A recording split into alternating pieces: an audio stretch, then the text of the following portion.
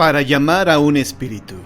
Llamar al espíritu de una persona difunta es una práctica mágica tradicional. La mejor y más completa descripción moderna de cómo hacerlo proviene de Eliphas Levi, mago y ocultista francés del siglo XIX. En 1854, cuando Levi se encontraba en Londres, intentó llamar al espíritu del ancestral mago Apollonius de Tyana. Levi se preparó ayunando durante 21 días. Numerológicamente, esto es importante, pues el 7 y el 3 son números muy poderosos en la magia, y 7 veces 3 es 21.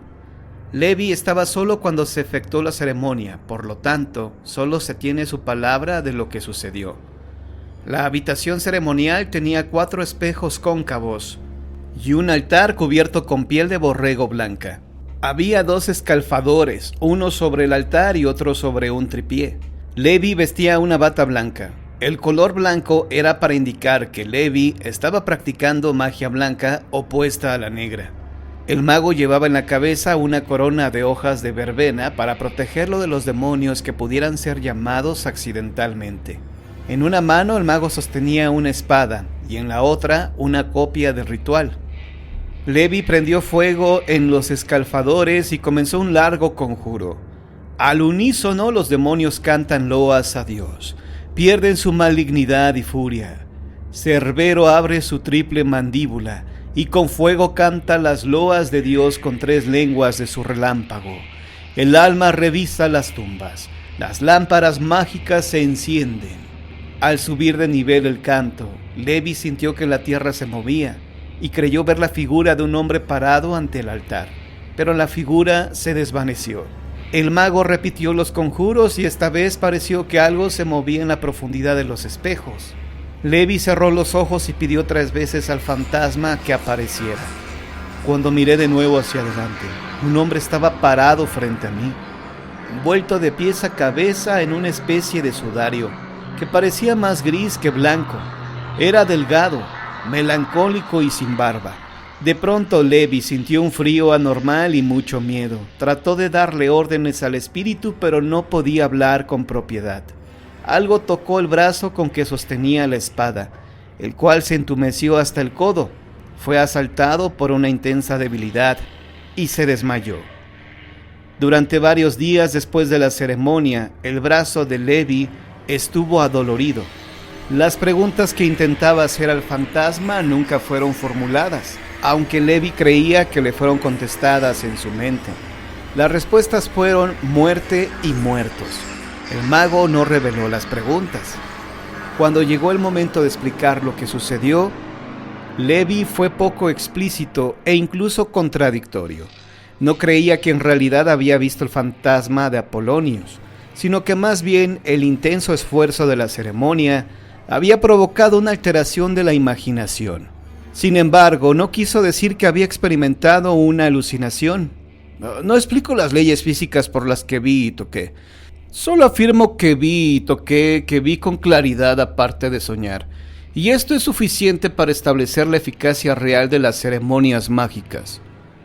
A los que se propongan dedicarse a experimentar similares, les recomiendo la mayor precaución. El resultado es extenuante y con frecuencia tan impactante como para causar enfermedad.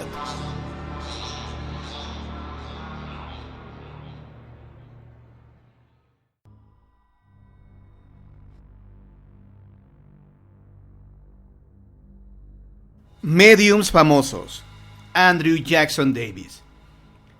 Este medium hizo su aparición pública poco antes que las hermanas Fox, incluso el año anterior en que Margaret y Kathy hablaran sobre su experiencia con el señor Pezuñas. Andrew publicó el libro Revelaciones Naturales Divinas, donde hizo mención de un mundo espiritual y su interacción con los vivos. Andrew Jackson nació en Nueva York, Estados Unidos, en 1826.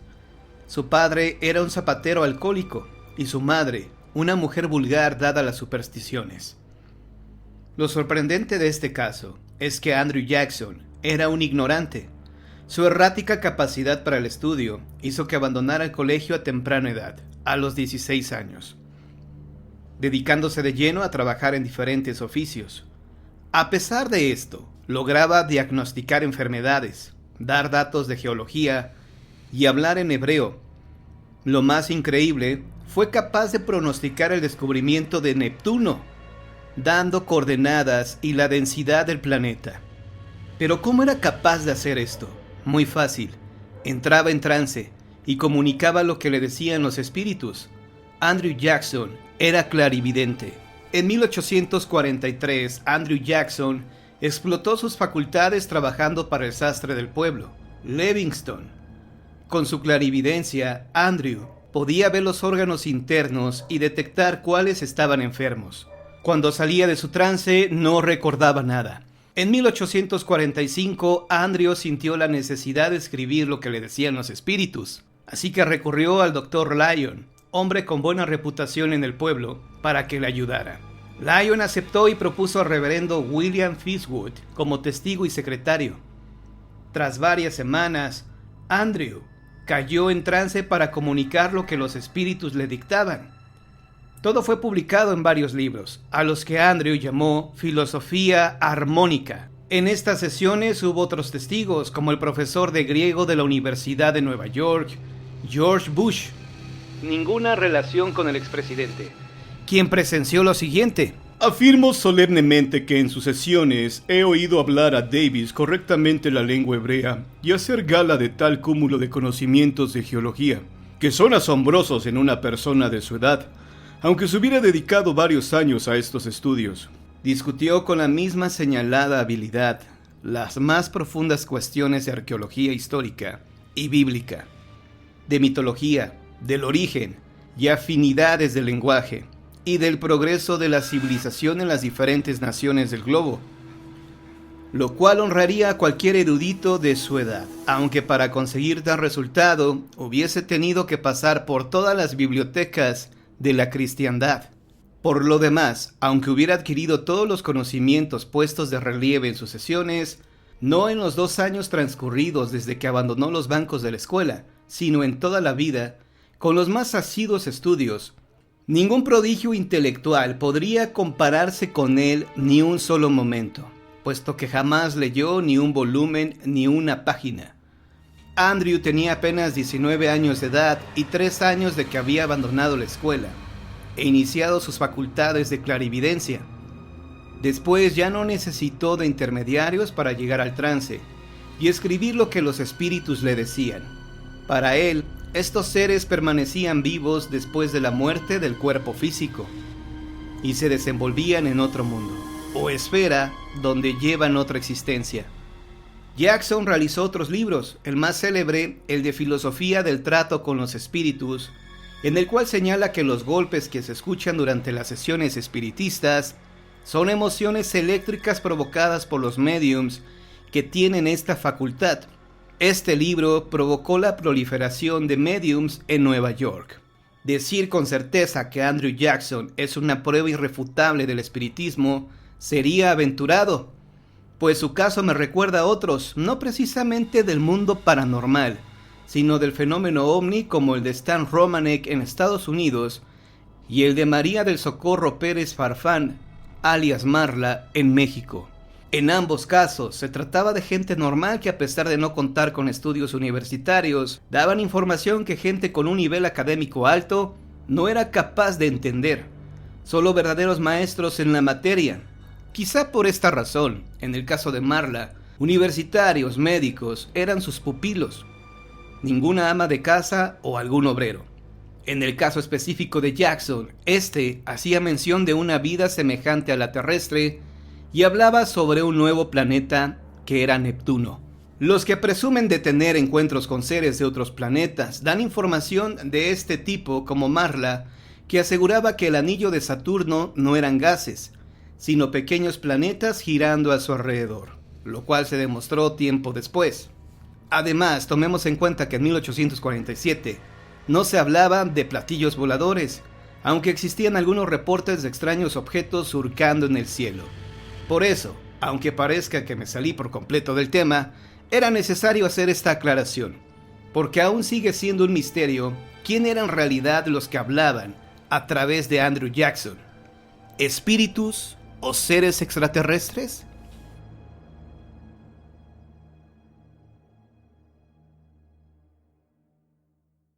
El fantasma encadenado. En muchas casas las personas aseguran haber escuchado unas cadenas que se arrastran. Incluso cuando se piensa en una casa embrujada, se asocia con esas cadenas en pasillos y escaleras. La siguiente leyenda se desarrolló en Atenas, Grecia, durante los primeros años de la era cristiana, y ocurrió entre grandes filósofos y pensadores. Era una casa en la cual inexplicablemente se escuchaban extraños ruidos. Según decían los vecinos, varias personas y hasta familias enteras la habían habitado, pero más tardaron en instalarse que en salir corriendo. Todos decían que en las noches se les aparecía un fantasma con la barba larga, ropas viejas y encadenado.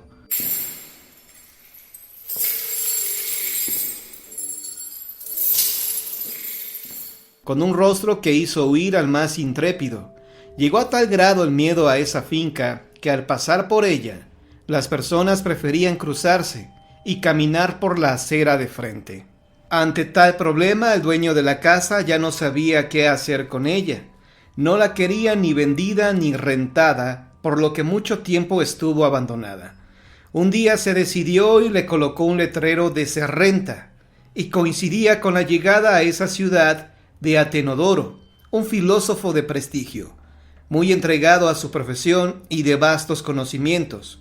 Él andaba buscando dónde alojarse, pero no encontraba algo que se apegara a su presupuesto, hasta que por fin llegó a esa casa embrujada, y se la ofrecieron en una renta tan baja que no puso peros para aceptarla, aun cuando le advirtieron del mal que le aquejaba a esa casa. Inmediatamente llevó sus cosas, que en su mayoría eran libros y documentos. La limpió y listo. La primera noche decidió hacer algún trabajo difícil de matemáticas filosóficas para adentrarse en él y no hacer caso a lo que llegase a ocurrir. Después de unas horas, escuchó que alguien arrastraba unas cadenas a lo lejos.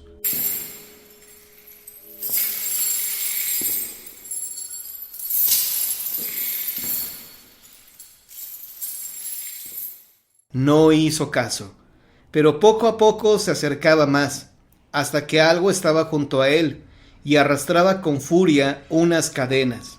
Levantó la vista y era el fantasma, con esas ropas viejas, barba larga, y la cara casi no se le veía. En los pies tenía cadenas, en los brazos y cuello también. Levantó la mano y algo le indicó a Atenodoro. Él no hizo caso y continuó trabajando. Qué valor de seguir ahí sin hacer nada. Otro se hubiera desmayado o hubiese salido corriendo. Como ahí estuvo el fantasma y el ruido seguía, Atenodoro lo vio, y el fantasma caminó, y le pedía que lo siguiera, y así lo hizo. Lo llevó al jardín, cerca de unos arbustos. Atenodoro jaló algunos objetos para saber y marcar el lugar que le estaba señalando este fantasma. Al regresar la vista, el fantasma ya no estaba, por lo que se fue a continuar trabajando. Al día siguiente fue a informar a las autoridades de la ciudad sobre lo ocurrido y pidióse excavar en el lugar marcado para investigar lo que fuera. Ellos accedieron y así lo hicieron. Para su sorpresa, cuando sacaron la tierra, encontraron el esqueleto de un hombre atado con cadenas en cuello, brazos y pies. Días después, estos restos se enterraron en un ataúd con la solemnidad que se debía, y al poco tiempo fueron varias personas a esa casa a limpiarla de malos espíritus. Y después de todo esto, volvió a ser normal. El fantasma nunca más apareció y las cadenas no se oyeron más. Esta leyenda fue rescatada por Plinio el Joven, en base a los testimonios y documentos de la época. Es común que en muchas casas se encuentren esqueletos humanos y objetos enterrados, los cuales pueden desprender cierta energía que puede generar ciertas visiones. Una señora comentaba que en una pared de su casa quedó enterrado un albañil, al cual no quisieron rescatar los ingenieros, ya que no querían problemas, y ahora en su casa suceden cosas raras sin explicación. En todo México son muy comunes las leyendas de la aparición de fantasmas. Eligen a quién indicarle un lugar donde debe desenterrar algo, que por lo general es mucho dinero enterrado durante la época de la Revolución Mexicana. Pero si usted no es la persona indicada, ese dinero se convierte en cualquier otra cosa.